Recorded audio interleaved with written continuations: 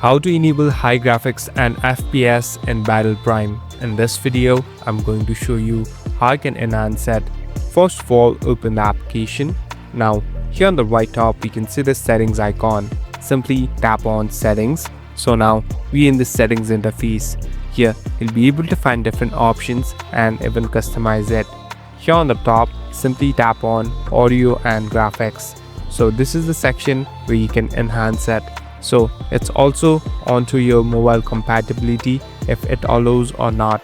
So simply tap on the maximum one that you have. Here on the bottom, you can even adjust the resolution and enable the FPS to the maximum, and it's done. So the graphics has been enhanced. Now you can start playing the game. Thank you for watching this video. I hope this video will help you.